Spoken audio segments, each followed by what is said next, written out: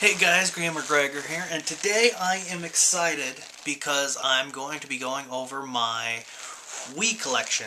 So, I think the Wii is kind of an underrated system, and part of the problem is the whole motion controls thing, in my opinion. It's when a game has the classic controller option, it can be really good, but if it doesn't have the classic controller option, which I don't think any of the first-party Nintendo titles do, which are one of the main reasons you own a Nintendo system, it can kind of be a little bit annoying at times. So let's start this out, and the first game I wanted to share and talk about is Mushroom-Men: The Spore Wars, which is really fun.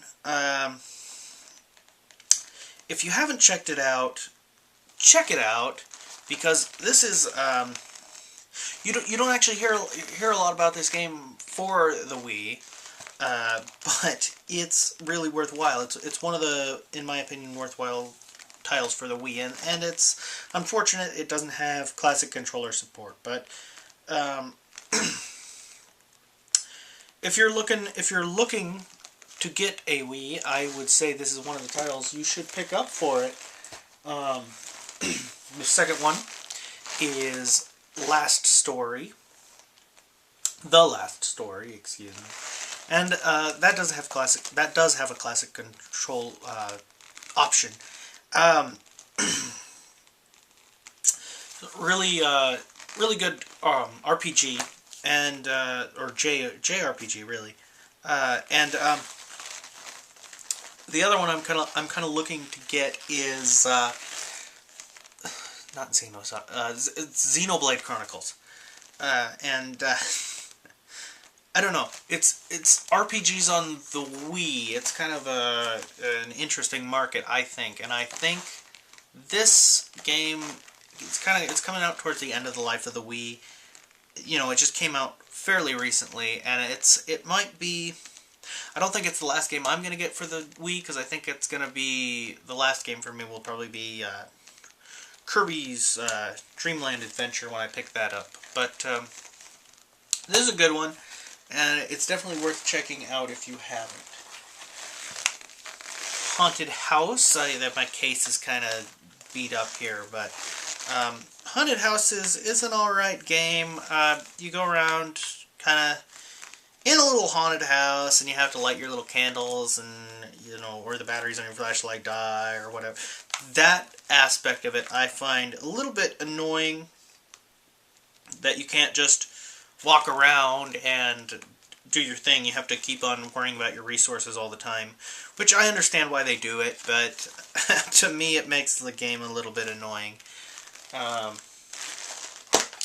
Next we have Goldeneye 007, and it's not your Nintendo 64 Goldeneye, keep that in mind. The motion controls are a little bit hard to get used to. I haven't tried it with classic controls yet, although I'm excited to. I had a little bit of trouble getting into it, but it's definitely a fun game, and it's definitely worth checking out. Like I said, though, just don't get your expectations too high. I mean, it's pretty standard kind of shooter sort of thing. It's not 007 GoldenEye that you remember exactly. Although, if you go back and play that game, I'm not sure it's as great as you'd remember it either. So, this is all right. That's all I have to say about that. Epic Mickey, which unfortunately could be a great game. This could be a great game, but the control scheme messes it all up. Like I was saying about the Wii, the problem is the whole motion control thing, and it frustrates me, and I'm really glad that Epic Mickey 2 is apparently coming to the PS3 and 360. So or I don't know if it's coming to the 360 or not, but I know it's coming to the PS3, or supposedly. And the Wii U, I imagine, would have different controls, the motion control as well.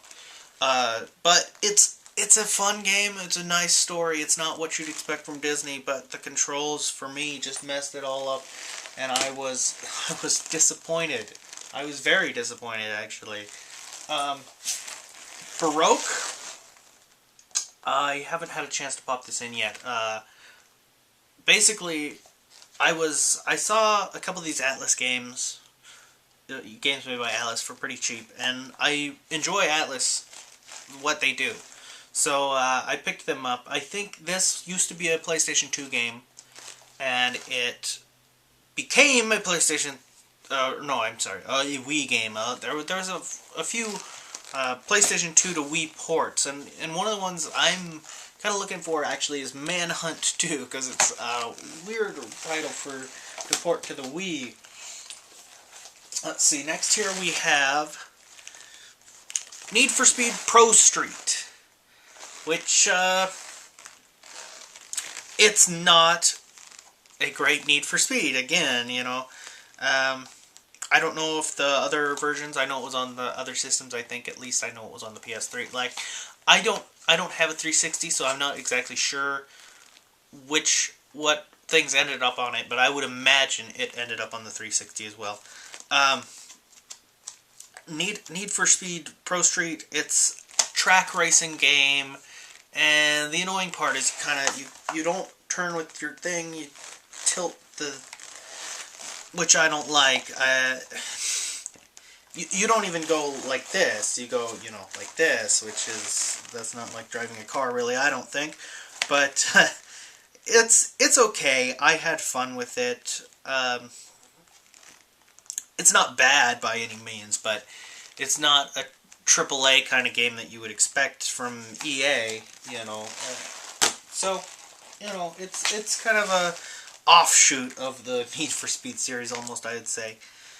Red Steel, I have not played this yet. I picked this up because I have Red Steel 2, and I enjoyed Red Steel 2, and I'll talk about that in a second, and what I didn't enjoy about it. But I haven't had a chance to pop this in yet. I just got it because I played Red Steel 2, and it's a pretty serious game for the Wii. You know, the Wii, I think, has quite a bit of sort of shovelware, you know. I don't want to bang on the Wii too much, but the Wii had a lot of shovelware-y kind of titles, because they cater to the motion controls. And Wii Sports was really good, and Wii Sports Resort was really good.